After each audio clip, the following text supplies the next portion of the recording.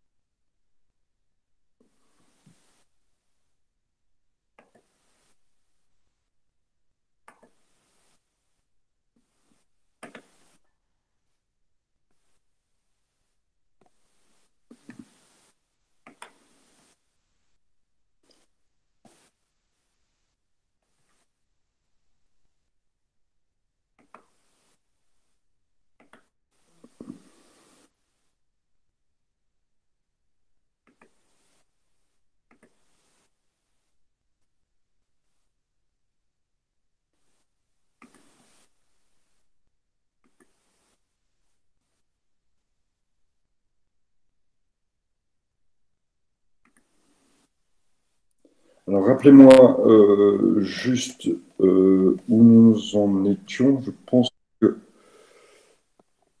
a priori, nous avions fait la correction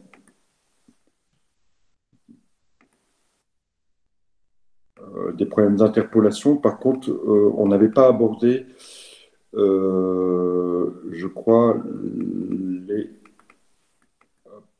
les écarts, c'est-à-dire les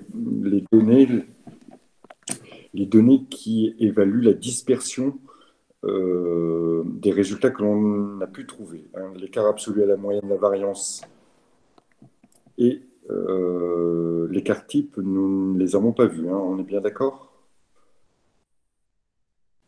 Bonjour. Bonjour. Est-ce que quelqu'un peut me répondre? Oui, donc on ne les a pas vus. Hein, on est bien d'accord. Hein. Non, pas vus. Ok.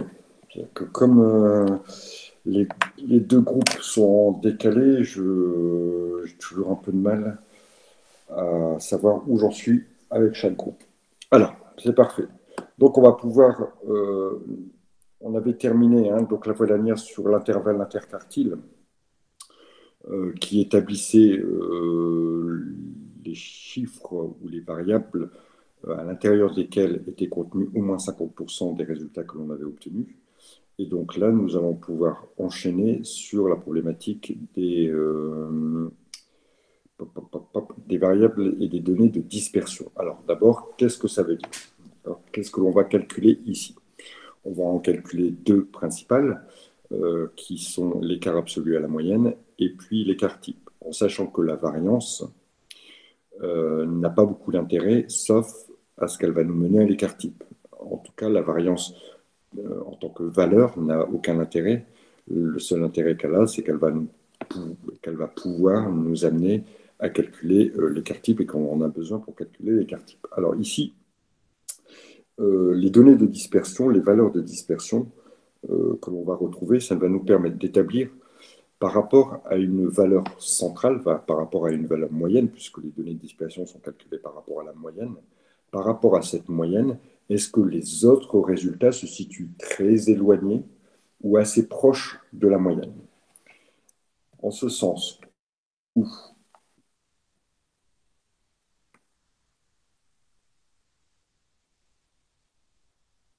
alors que je reprenne, voilà, l'écart absolu à la moyenne.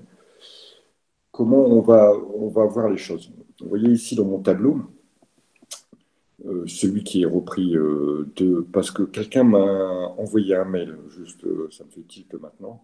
Quelqu'un m'a envoyé un mail en me disant qu'il y a des tableaux, des images, puisque ce sont des images qui n'apparaissent pas dans le cours.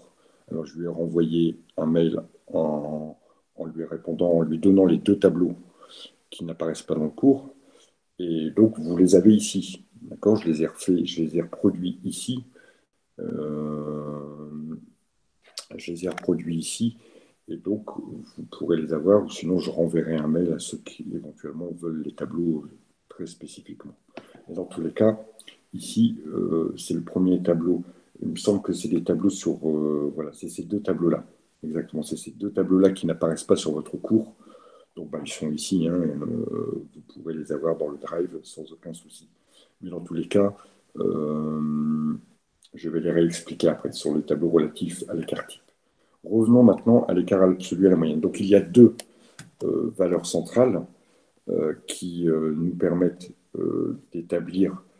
Il y a deux valeurs, pas centrales, mais deux valeurs de dispersion qui nous permettent d'établir si les données sont loin de cette moyenne ou pas. Bon, d'abord, dans un premier temps, on a besoin de la moyenne. D'accord ? La moyenne, on a appris à la calculer, la moyenne pondérée, on a appris à la calculer dans les cours précédents. Ici, je l'ai reprise pour mon exemple. D'accord ? J'ai repris l'exemple du tableau et des données relatives au nombre d'enfants qu'ont un certain nombre de personnes qui ont été étudiées, en sachant que, pour mémoire, ici, 37 personnes ont 0 enfant, 60 personnes ont un enfant, 50 personnes ont 2 enfants, etc., etc. 200 personnes ont été interrogées. On avait établi la moyenne à 1,94 enfants par personne. Donc, ce qui veut bien dire que, en moyenne, les personnes interrogées ont 1,94 enfants.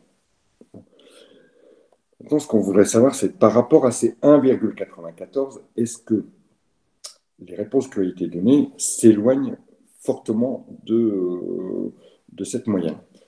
Pour ça, je vais vous reprendre un deuxième exemple, peut-être qui va vous parler un peu plus pour que vous compreniez bien les choses. Imaginons un élève, d'accord, et les notes d'un élève. Imaginons que cet élève ait, on va dire, 4 notes. Il a eu 2, pas terrible. Il a eu 3, toujours pas terrible. Il a eu 18, c'est plutôt mieux. Et il a eu 17. La moyenne de cet élève, si on calcule sa moyenne, elle est égale à 10. J'ai un peu fait exprès.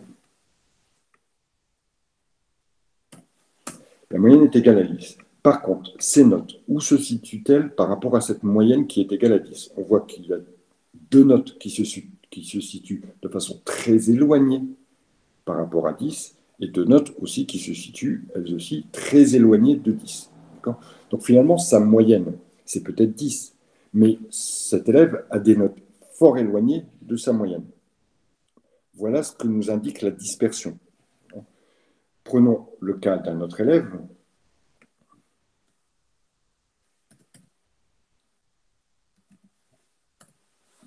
Imaginons que cet élève est 9, 12, pardon.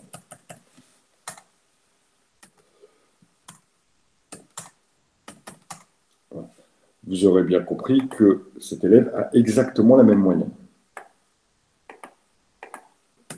Il a aussi 10. Par contre, si on regarde les notes qu'il a obtenues, elles se situent quand même beaucoup plus proches de la moyenne que le premier élève.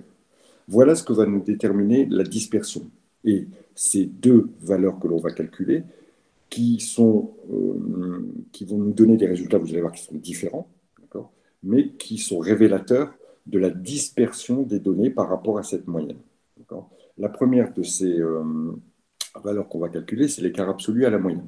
Alors, on va regarder comment on fait pour calculer cet écart absolu. Et puis ensuite, on va l'interpréter et puis passer aussi à ce qu'on appelle l'écart type. D'abord, l'écart absolu à la moyenne. Je vais reprendre, comme je l'ai fait ici, mon tableau des effectifs. Je vais reprendre exactement les données. Je vais calculer ça en deux étapes. La première étape, c'est ici l'écart qui est calculé, et cet écart, il est calculé de la façon suivante. Je vais prendre le xi, donc la valeur, xi, c'est même pas xi, c'est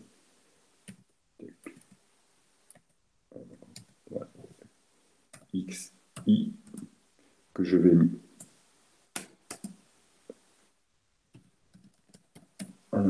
voilà.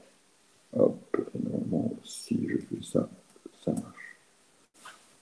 Donc, c'est la valeur absolue de xi moins la moyenne, soit, donc la valeur absolue, alors vous savez ce que c'est que la valeur absolue, a priori, d'accord, c'est le fait que pour une opération, on va retirer le signe. Parce qu'on voit bien ici que 0 moins la moyenne elle est de combien? 1,9445, d'accord, ça va nous donner moins 1,9445. Mais comme on prend la valeur absolue, on retire le signe, donc ça nous donnera 1,9445. Voilà, 1,94,5. Voilà comment se fait ce premier calcul.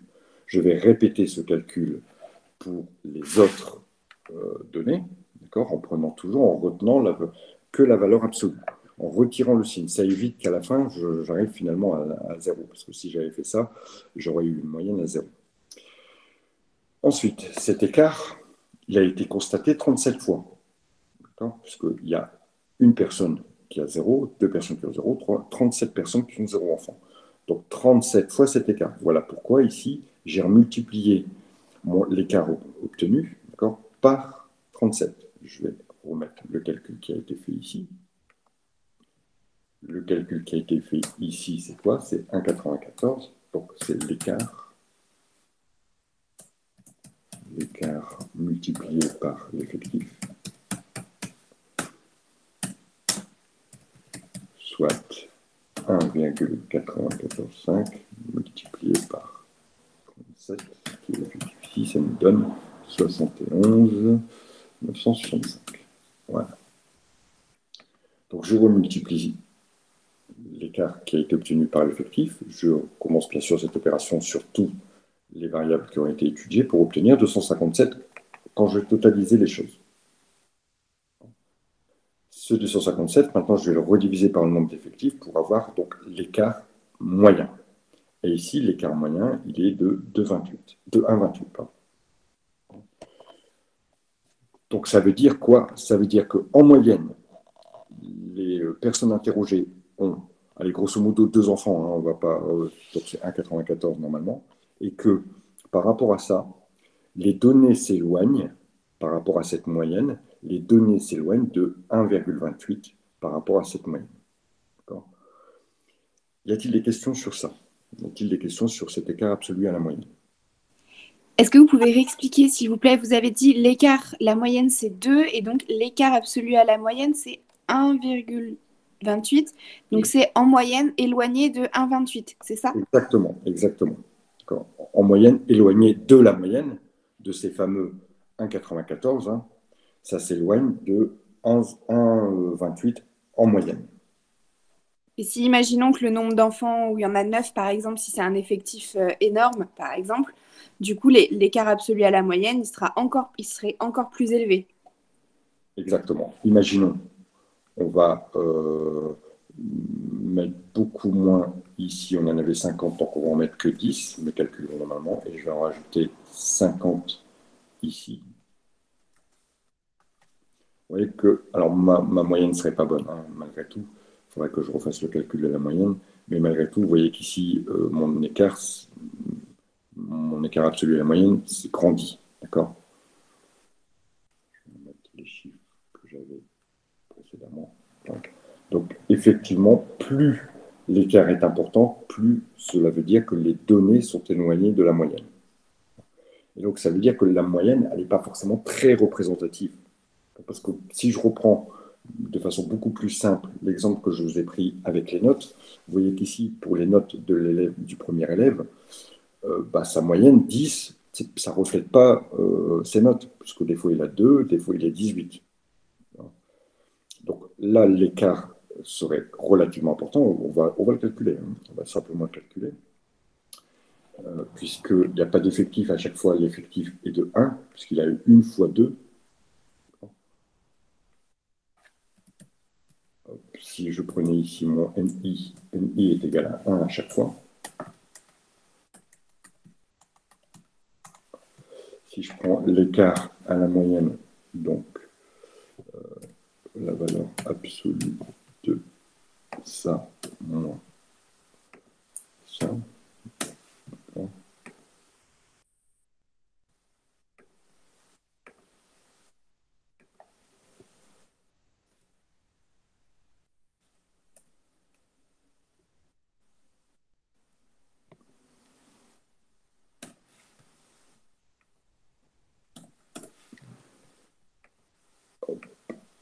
j'ai pas besoin de le multiplier puisque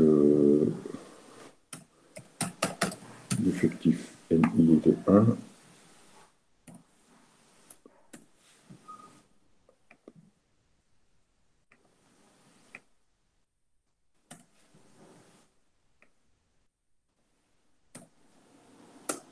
Voilà, on est de 30. Si je fais donc mon écart absolu, il est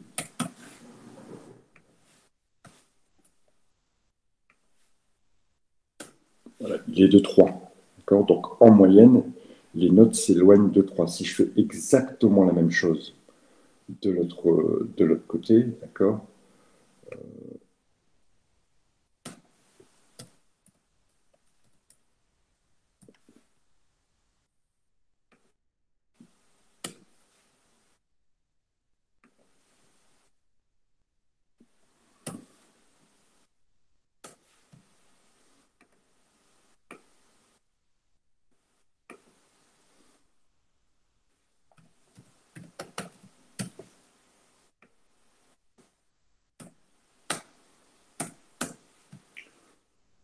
mon écart absolu,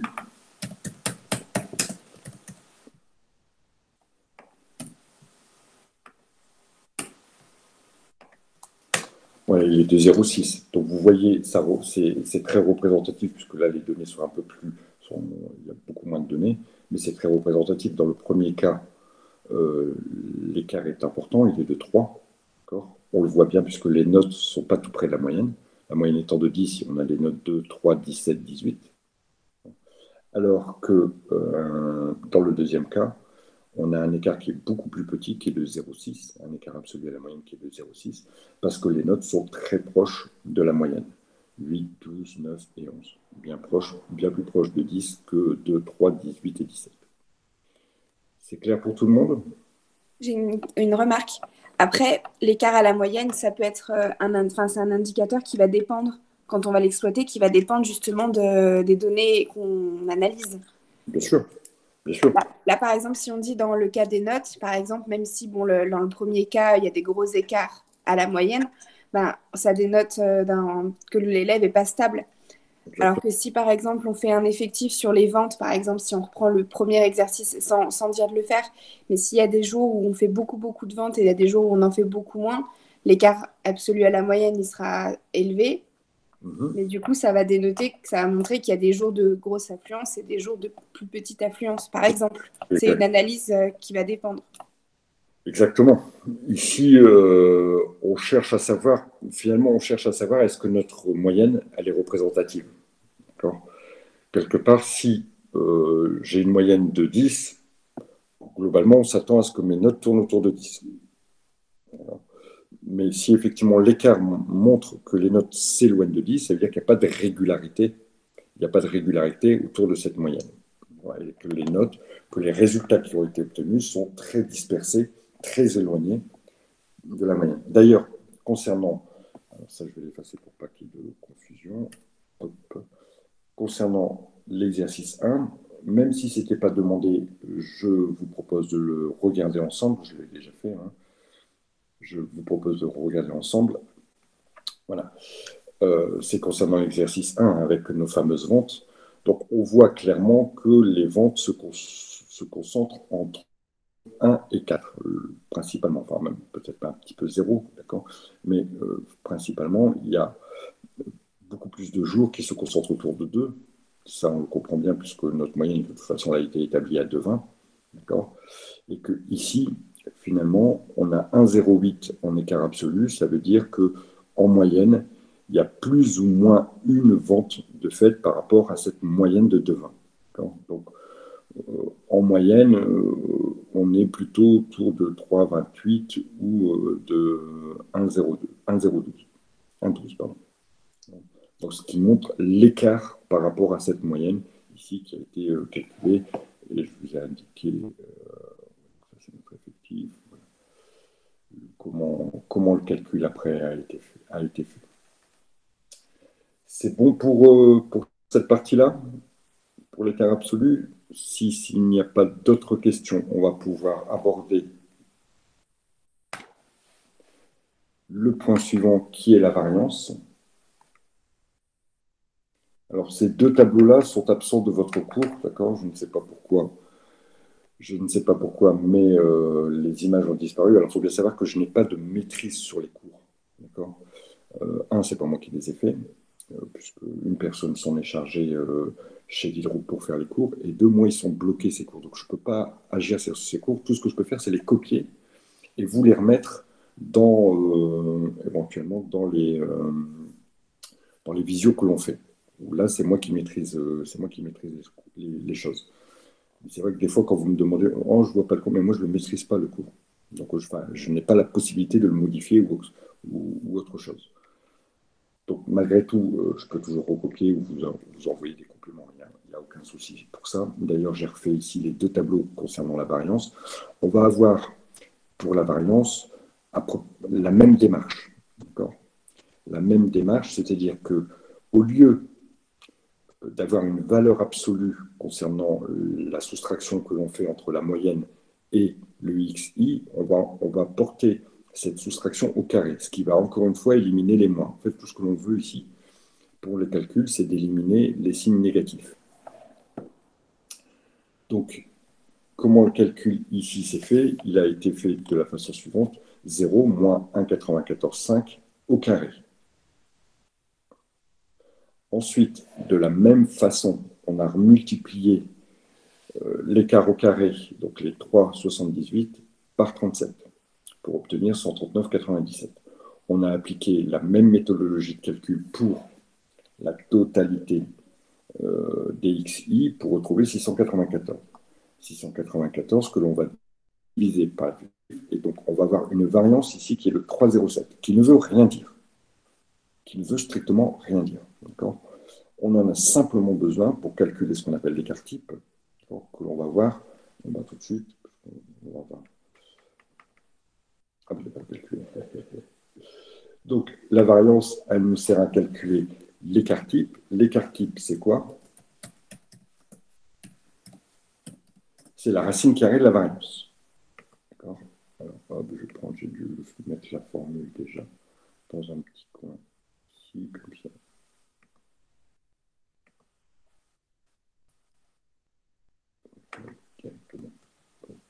Voilà. L'écart type, c'est la racine carrée de la variance.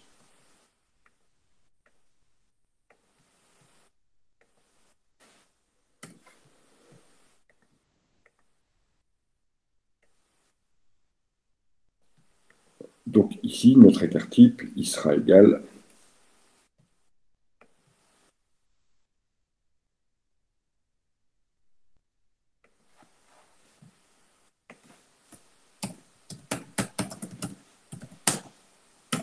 à la racine carrée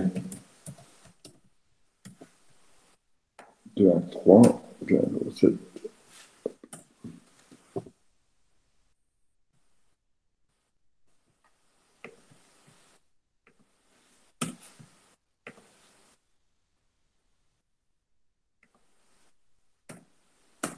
Notre écart type, il sera égal à 1,75. On voit qu'il est légèrement différent de la valeur absolue, de l'écart absolu, puisqu'on était à 1,28. L'écart type, lui, qui est a priori plus précis, mais qui est une autre façon de calculer. Comme quand on avait, ne me posez pas la question, pourquoi c'est différent, monsieur? C'est une autre façon de calculer, puisque vous vous souvenez que les valeurs centrales, on avait la possibilité de donner les valeurs centrales à travers trois valeurs différentes, le mode, la médiane et la moyenne. Ici, pour les valeurs de dispersion, on a la possibilité de donner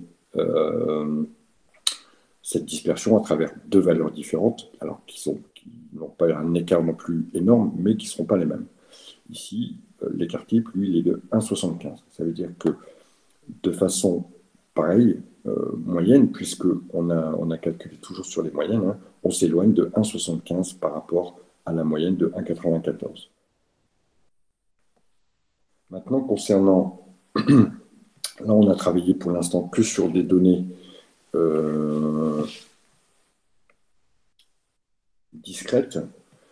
Voyons sur des variables continues comment on va procéder.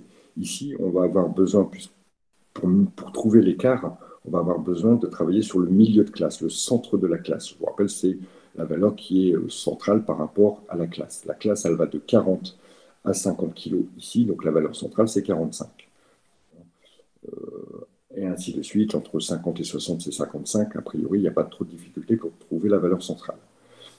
C'est par rapport à cette valeur centrale qu'on va calculer notre écart et qu'on va le porter au carré. Vous voyez ici dans le calcul qui a été fait, j'ai bien fait 45 moins 74,2, puisque 74,2 c'était la moyenne qui avait été trouvée précédemment, que je porte au carré et j'obtiens 852. Je fais la même démarche pour toutes les variables et ensuite je viens porter l'écart au carré, je le multiplie par le nombre d'effectifs, puisqu'il y a eu cet écart deux fois.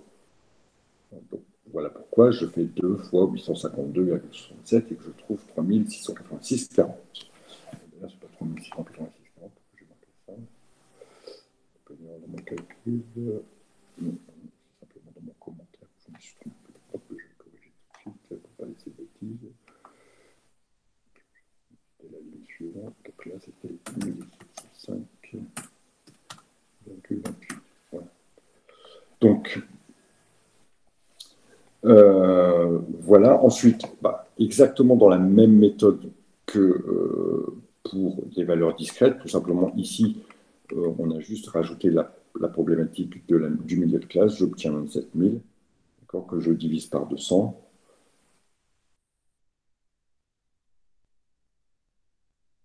Pourquoi j'ai marqué 406 000 là? Je fais des copier-coller, un peu trop rapide. 27 872, voilà, qui me donne 16. Et de là, je vais pouvoir calculer mon écart type en prenant la racine carrée de ce chiffre.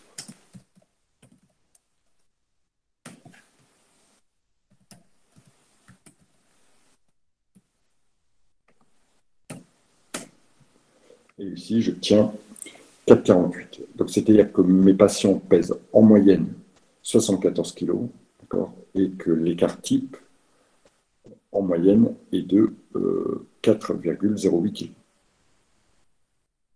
Y a-t-il des choses que vous ne compreniez pas dans le calcul de l'écart type et de son interprétation? Moi, c'est l'interprétation que je comprends pas. Donc, autant la moyenne, on est d'accord.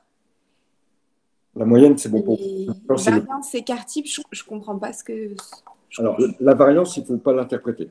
C'est ce que je vous dis depuis tout à l'heure. La variance ne sert qu'à calculer l'écart type. Il n'est finalement qu'une étape pour calculer l'écart type. L'écart type, c'est l'écart moyen entre la moyenne, qui est de 74 kg, et en moyenne, mes patients, on a exactement la même interprétation, sauf que la valeur, elle est différente. C'est une interprétation de dispersion. Est-ce que les données s'écartent fortement de la moyenne ou pas? Ici, on voit que les données ne s'écartent pas trop non plus de la moyenne, puisque 4 kg, ce n'est pas énorme. Ça veut dire qu'en moyenne, mes patients pèsent 74 kg, mais ils ne pèsent pas tous 74 kg, puisque c'est une moyenne. D'accord? Maintenant, s'ils ne pèsent pas tous 74 kg, en moyenne, ils s'éloignent de ces 60 kg, de ces 74 kg de combien? Ils s'éloignent de 4 kg en moyenne de ces 74 kg. C'est-à-dire que, voilà, plus ou moins 4 kg 0,8. Exactement, Lorraine. En moyenne, ils sont à plus ou moins 4 kg 0,8 de la moyenne. Mais malgré tout, la moyenne reste toujours à 74,08. Alors, reprenons ce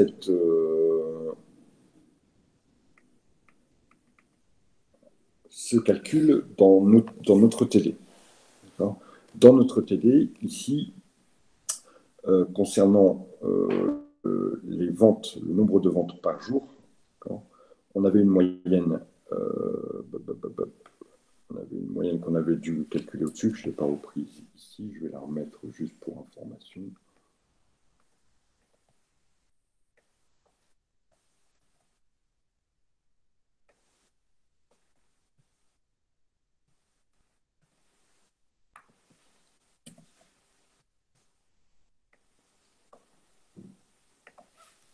Voilà, notre moyenne était à 2,20. C'est-à-dire qu'on fait à peu près, non, on fait en moyenne 2,20 ventes par jour. On a pratiqué exactement la même chose, de la même façon, de la même méthodologie concernant les écarts. Alors ici, j'ai juste pas mis à jour mes chiffres ici, hein, que je vais mettre à jour. Mais au niveau du calcul, c'est toujours 0 moins la moyenne au carré. Ici, ça serait c'est 1 moins 2,20 le tout au carré, et ainsi de suite. Ce qui nous donne 4,85, 1,44, 0, blablabla. Ce chiffre, je le multiplie par l'effectif, 24, 57, etc., pour obtenir 116. J'additionne donc effectif fois écart au carré pour trouver ici, en le divisant par le total, la variance. La variance est de 1,80. 457,72 divisé par 253, c'est égal à 1,80. De cette variance, je ne l'interprète pas. Par contre, je sais que sa racine carrée va me donner l'écart type. Et ici, l'écart type, il est égal à 1,34. Donc, ça veut dire quoi? Ça veut dire que mes données s'éloignent en moyenne de 1,34 par rapport à 2,20. Quand on avait calculé l'écart absolu à la moyenne, on était à 1,08. Simplement, les chiffres sont différents parce que les méthodes de calcul sont différentes. Regardons maintenant ce que ça donne avec l'exercice 2, le calcul.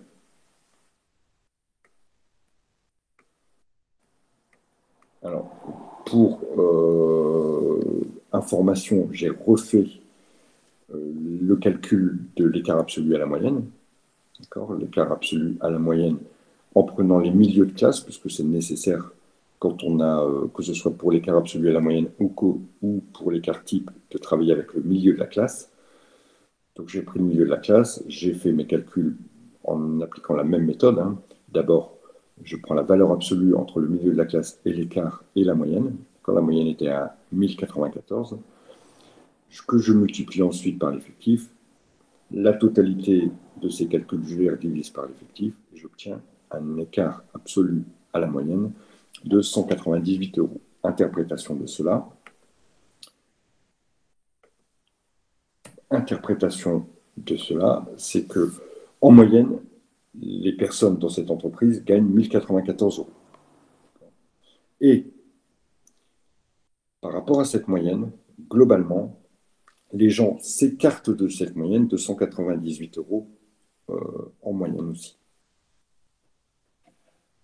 Voilà pour l'écart absolu à la moyenne.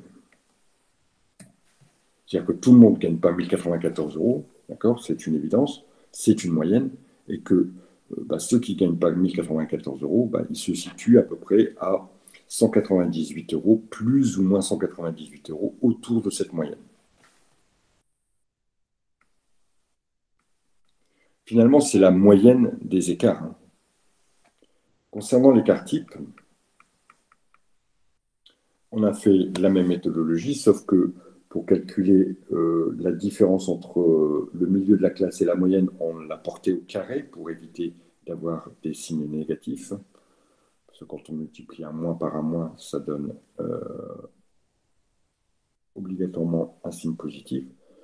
Qu'on a remultiplié par l'effectif, même méthode. Hein. Finalement, on n'a fait que appliquer la méthode que l'on a vue juste précédemment pour obtenir une moyenne, un écart moyen de 252 par rapport à la moyenne.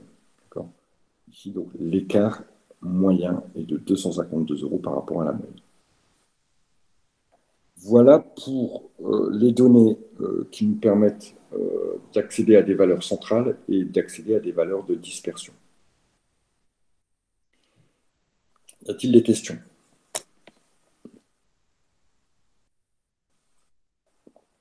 Alors, s'il n'y a pas de questions, on va pouvoir passer à l'exercice suivant où c'était quoi déjà? Ici, ce que l'on cherche à calculer, c'est une variation. Une variation entre deux valeurs ou entre des valeurs successives. C'est beaucoup moins compliqué, vous l'avez remarqué. Hein. c'est beaucoup moins compliqué. À la limite, le taux de variation entre deux valeurs, c'est pas très compliqué. On va prendre la valeur d'arrivée, on va soustraire la valeur de départ et on va le tout diviser par la valeur de départ. Ce qui veut dire ici dans mon tableau, on avait le budget publicitaire nous intéresse peu, c'est plutôt le chiffre d'affaires qui est intéressant, puisque c'est sur cela qu'on nous demande de travailler. Donc on nous demande le taux de croissance, alors taux de croissance ou variation, hein, taux de croissance ou variation. On nous demande d'établir le taux de croissance du chiffre d'affaires entre le mois d'août et le mois de septembre. Alors, on a repris, d'ailleurs, je suis trompé, pour le mois d'août, je n'ai pas pris les bases ici, 16 500. Donc, première question, je vous ai remis la formule ici. Alors, je me suis fait un petit tableau, moi j'adore les tableaux, j'ai remis le mois d'août, 16 500, le mois de septembre, 15 800. Bon, on voit bien que la valeur d'arrivée, entre la valeur d'arrivée et la valeur de départ, il y a une différence qui est négative.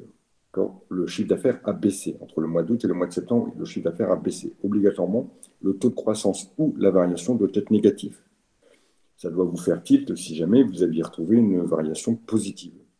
Si je fais 1000 au mois d'août et que je fais 500 au mois de septembre, ça veut bien dire que mon chiffre d'affaires il a baissé. Ça veut dire que ma variation elle est négative. Ici, le calcul nous donne 15 800 moins 16 500. Donc déjà là, on est négatif.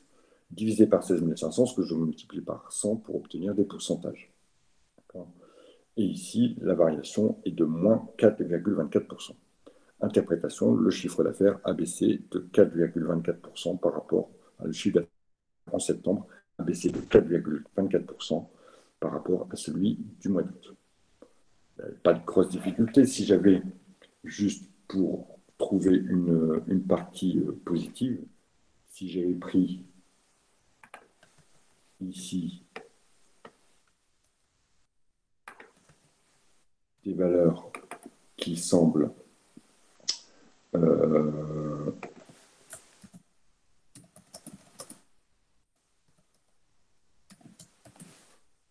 je fais directement le calcul, hein, je fais exactement la même chose. Donc, hop, valeur d'arrivée moins valeur de départ divisé par valeur de départ. Si je mets tout ça en pourcentage, cette fois-ci, si j'avais fait la même analyse sur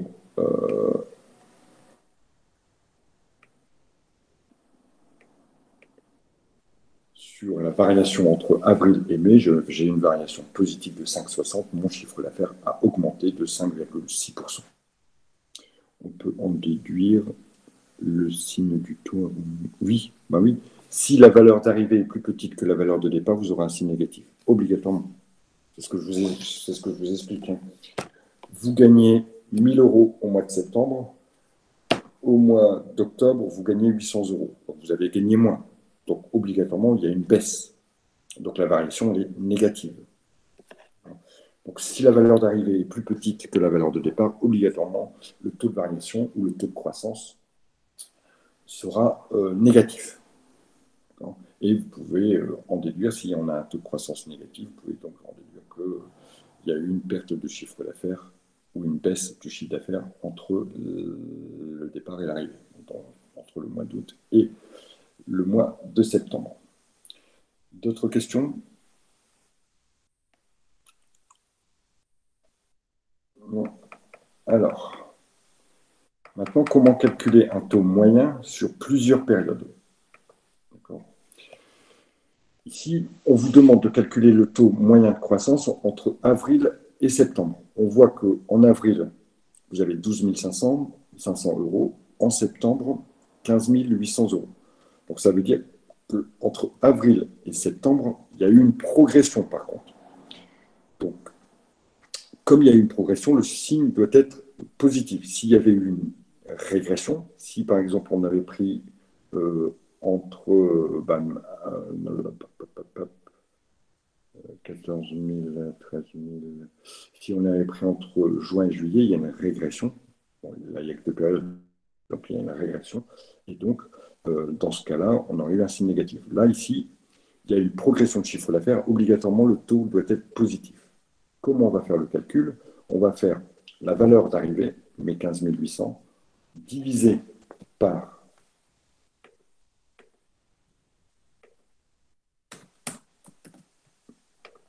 divisé par 12 800, la valeur de départ, exposant 1 sur le nombre de périodes, c'est-à-dire là, il y a 6 périodes, 1 sur le nombre de périodes, n étant le nombre de périodes, moins 1. Le tout multiplié par 100 pour avoir tout ça en pourcentage. Alors, ici, ça veut dire qu'on a 3,98% de progression moyenne. Ça veut dire que tous les ans, en moyenne, je gagne 3,98%. Alors, c'est une moyenne, encore une fois, puisque vous voyez que sur certaines années, on peut certainement gagner plus, si on fait le calcul, et d'autres années, on gagne moins, et voire même on perd. Mais en moyenne, je gagne 3,98% par an. Monsieur, j'ai une question. Oui. En fait, mais ça dépend, ça va vraiment dépendre de où à où on part. Exactement. Parce que imaginons qu'en mai, juin, juillet, août, on fasse zéro de chiffre d'affaires, on aura quand même un taux moyen qui sera positif, alors qu'on aura en milieu, on n'aura rien eu. Oui, mais on aura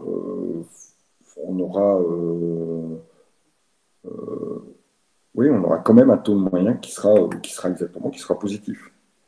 Du coup, c'est pas une donnée qui est forcément hyper intéressante à exploiter, si. Peut-être le taux de variation de mois en mois, lui, on peut l'interpréter, mais celui-là, il est Ouais, plus. mais globalement, par exemple, si on vous demande euh, d'étudier le mois d'octobre, par exemple, comment vous allez travailler?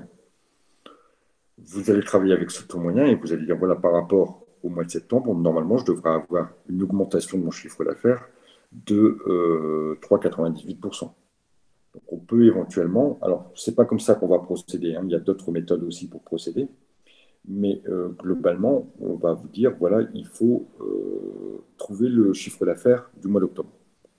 Quelles sont les possibilités que vous avez? À notre stade, ici, on peut utiliser le taux moyen. C'est-à-dire que le taux moyen, ici, il est de 3,98%, c'est ce que l'on va indiquer.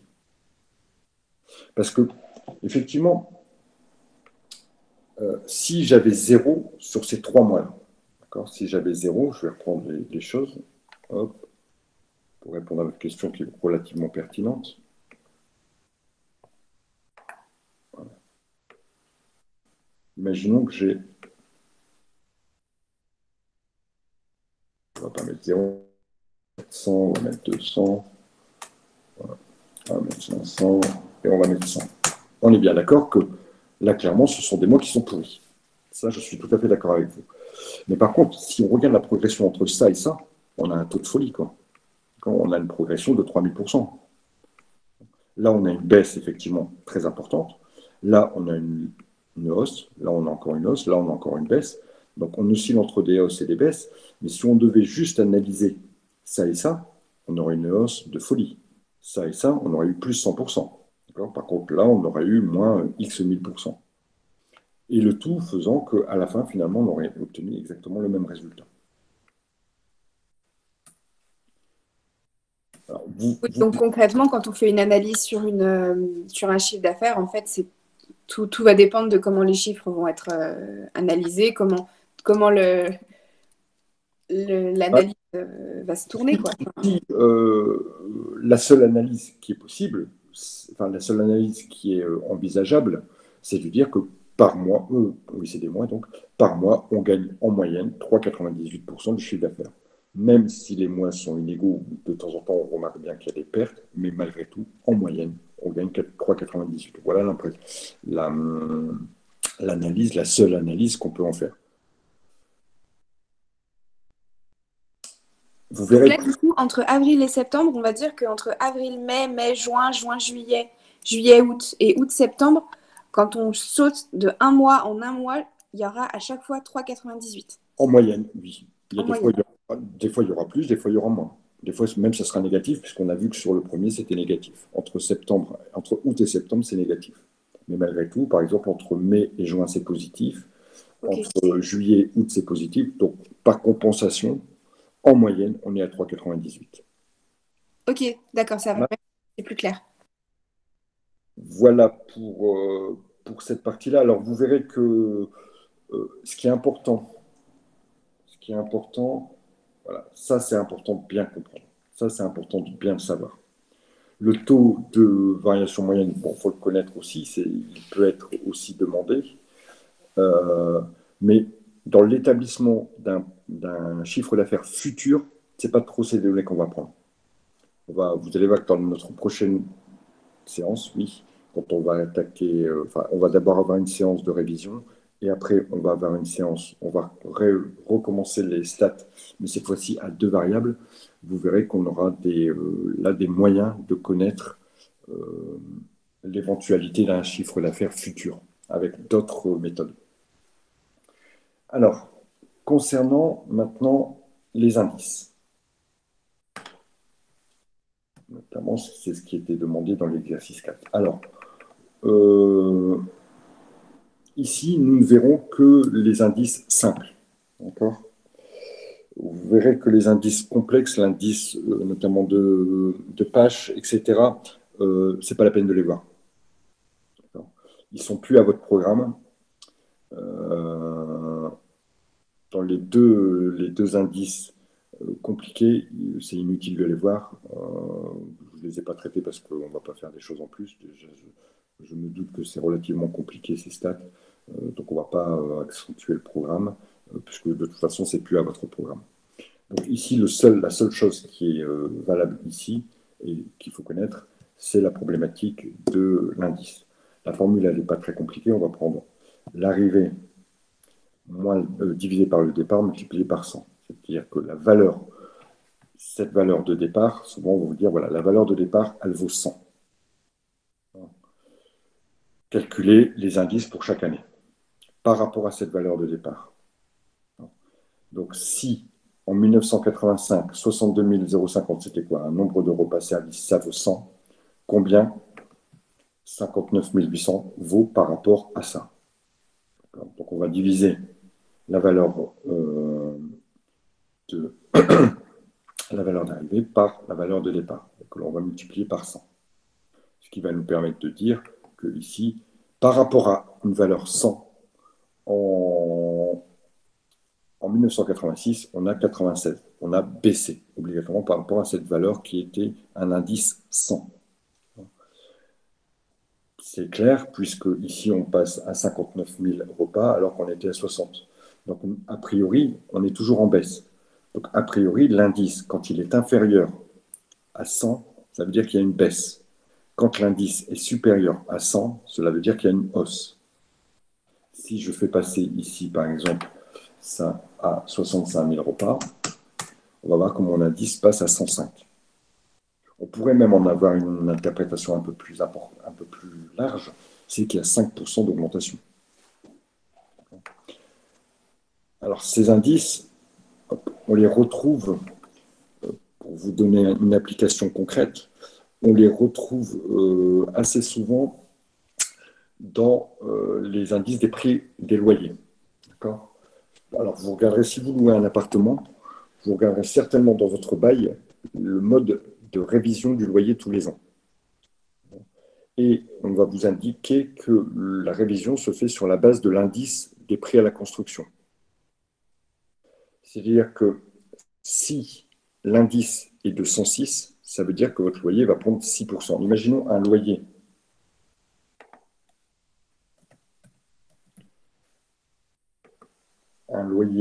de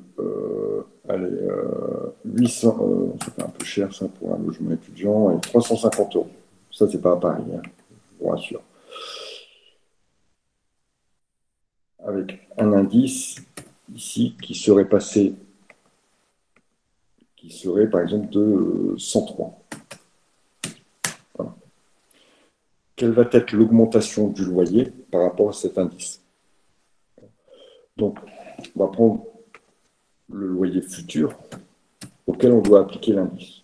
Alors, il y a plein de méthodes de calcul, hein, mais moi, par exemple, je ferais ça divisé par 100, puisque c'est la base 100, multiplié par l'indice. Donc le futur loyer, ici, il est de 360 euros. Pourquoi? Parce que l'indice, il est supérieur à 100. Est-ce que vous comprenez?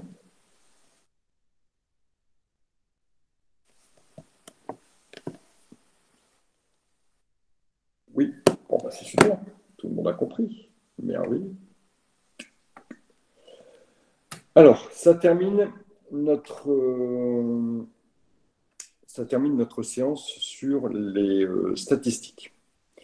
Pour la semaine prochaine, pour la première séance, peut-être la deuxième, je ne sais pas combien de temps ça va nous prendre, mais vous vous sentez comment sur l'évaluation des stocks? Qu'est-ce que vous avez fait l'année dernière? Est-ce que si je vous dis, donnez-moi par exemple les méthodes d'évaluation des stocks, est-ce que vous sauriez me répondre? Monsieur, la semaine prochaine, nous sommes en vacances. Ah d'accord. À la semaine suivante. Vous voulez pas venir en cours la semaine prochaine? Bon, Non, idéalement, on aimerait bien se reposer un petit peu. bon, ok, d'accord, ça marche. Oui, j'avais pas noté. En tout cas, pour notre prochaine séance. D'accord. Pour nos prochaines séances, est-ce que, parce que, comme je vous ai dit, on va alterner, on va faire des chapitres de révision et puis des chapitres de cours, et surtout dans les chapitres de révision, on va voir les chapitres les plus importants qui sont essentiels, qui tombent régulièrement à l'examen. Après chaque entrée, par exemple. Voilà, exactement. Donc le coût moyen unitaire pondéré après chaque entrée ou le coût moyen unitaire pondéré en fin de période et la dernière, la PEPS ou FIFO encore. Donc c'est-à-dire la première entrée, première sortie ou first in, first out. On reviendra donc sur ces notions-là, on reverra les méthodologies de calcul, on verra les interprétations et surtout ce qui est assez classique dans l'examen.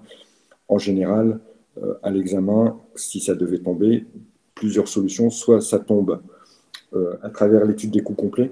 Je ne sais pas si vous vous souvenez comment on établit le coût de production, le coût de revient, le coût de distribution, etc. Avec tous ces tableaux qui s'enchaînent, c'est un peu compliqué aussi ça. Tous ces tableaux qui s'enchaînent, mais on est obligé de faire de la gestion de stock à l'intérieur des tableaux, enfin entre chaque tableau.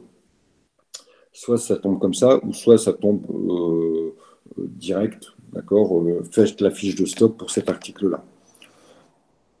Et on va vous demander, en général, de faire la fiche de stock en PEPS, en first in, first out, première entrée, première sortie. Vous faites votre fiche de stock, vous appliquez correctement votre méthodologie, vous tombez sur une évaluation du stock que vous donnez, et la question derrière de cours ou d'interprétation qui est donnée, dit en quoi la méthode PEPS est adaptée à l'activité. Et bien souvent, on a une activité qui est la réalisation de plats cuisinés et dont la méthode est appliquée pour les produits frais. Et vous devez justifier de l'application de la méthode PEPS pour des produits frais, style légumes, des choses comme ça. La méthode, elle s'applique pour les produits frais. Pourquoi? Parce qu'on a les problèmes de péremption de ces produits. Et donc, obligatoirement, les premiers qui seront entrés en stock seront les premiers à sortir du stock pour éviter qu'il y ait de la perte entre deux. Alors, ça, c'est la justification qu'il faut donner quand la question est posée à l'examen, quant à l'utilisation de la méthode PEPS au lieu de la méthode des coûts moyens unitaires pondérés. Donc, on reverra tout ça donc dans 15 jours, puisque la semaine prochaine, vous êtes en vacances. Oui, les stats à une variable, c'est terminé, c'était le dernier cours. Alors, a priori, j'avais prévu, je pensais qu'on aurait été un petit peu plus vite, mais c'est pas très grave. Hein. A priori, j'avais prévu de vous mettre l'annale de 2010, ou non, de 2018, il me semble. Il y en a eu deux, c'est tombé deux fois. Je voulais mettre, ils ne sont pas compliqués. Franchement, ils ne sont pas trop compliqués sur ce qui était demandé.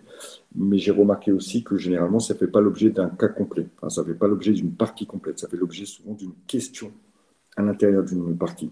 Par exemple, en 2018, on demandait de calculer la variation des données relatives. Excusez-moi, problème de réseau, oui, pas de souci.